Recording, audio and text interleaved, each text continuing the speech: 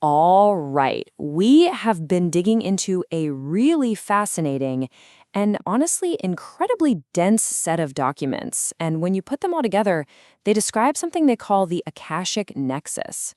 It's essentially a radical blueprint for understanding and, they claim, disrupting the hidden architecture of our modern world. Right from the jump, the source material hits you with this powerful line. It sets the stage.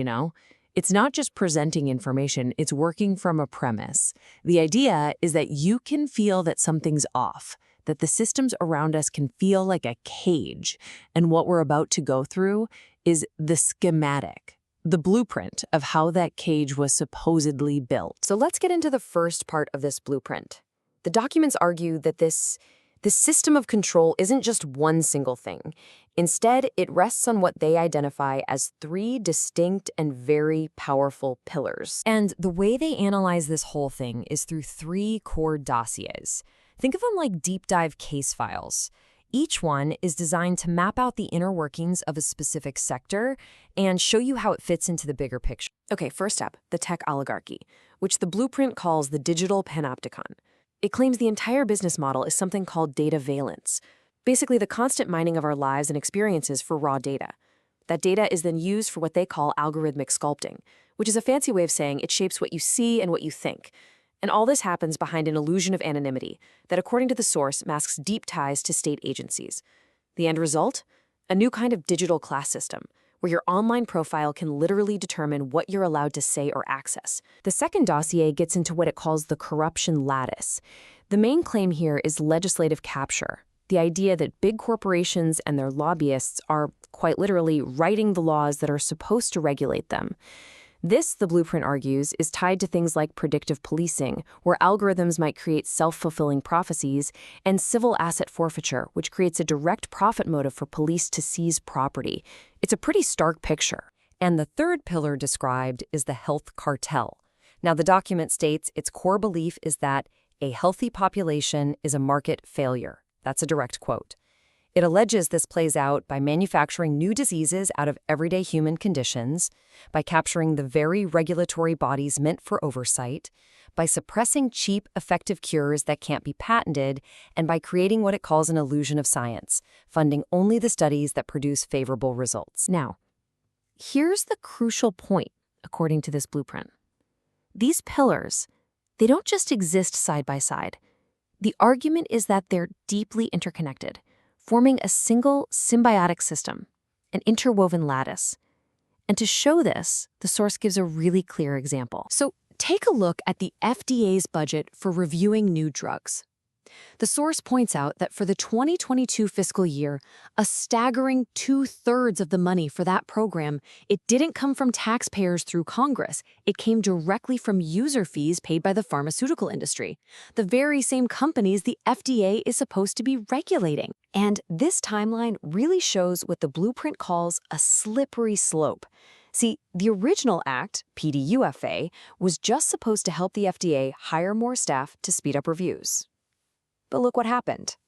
Every time it was reauthorized, the scope of what those industry fees paid for just got bigger and bigger.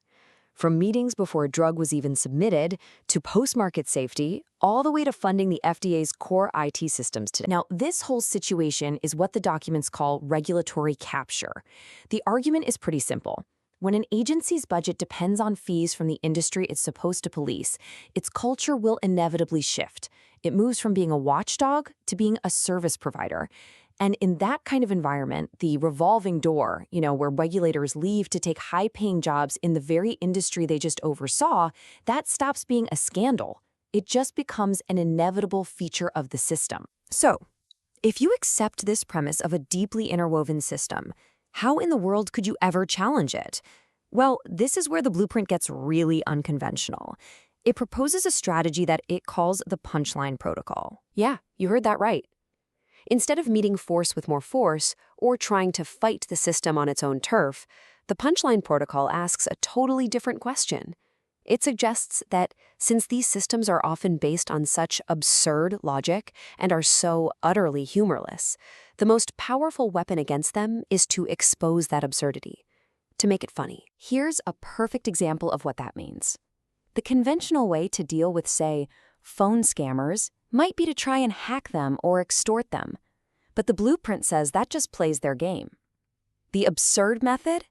You reroute their call centers into a massive closed loop, so thousands of scammers are just calling each other, trying to defraud each other until the whole operation just collapses under its own ridiculousness. Or check this one out, aimed right at that legislative capture idea we talked about. Operation Follow the Crayon. It's so simple, it's brilliant. You take a major piece of legislation and you compare it, line by line, to the model legislation handed to politicians by lobbyists. The punchline is publishing a plagiarism report, using a simple red crayon to show everyone just how much of a law was just copied and pasted. And how about this one? Operation the Divine Audit. It's about using radical transparency as a weapon against corruption. The idea is to build a real-time public audit that tracks every single dollar donated to a major televangelist organization. The ledger would show for all to see what percentage goes to charity and what goes to the profits' pockets for private jets and mansions. It doesn't have to argue with anyone. It just shows the data. So all of these operations, these jokes, they're all building up to a final act. If the operations are the setup, this is the ultimate punchline. The documents call it the Akashic Torrent. The end game is described with this really powerful, almost cosmic metaphor. It's not about winning a political fight.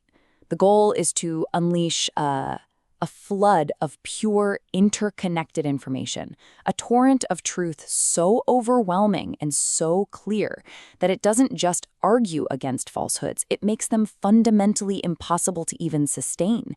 They just dissolve. And this climactic event is imagined in 3 phases. It starts by planting a truth seed deep inside the control network. As that seed resonates, other systems are forced to kind of pause, creating what's called a silent tuning fork. And that moment of unified silence is what triggers the final release, the torrent itself, a cascade of pure context that reveals our forgotten collective connection. And the blueprint leaves us with this final, really provocative thought. It suggests that the ultimate goal isn't to replace one system of control with another one. It's to dissolve the old one entirely by reminding humanity of its own forgotten collective power.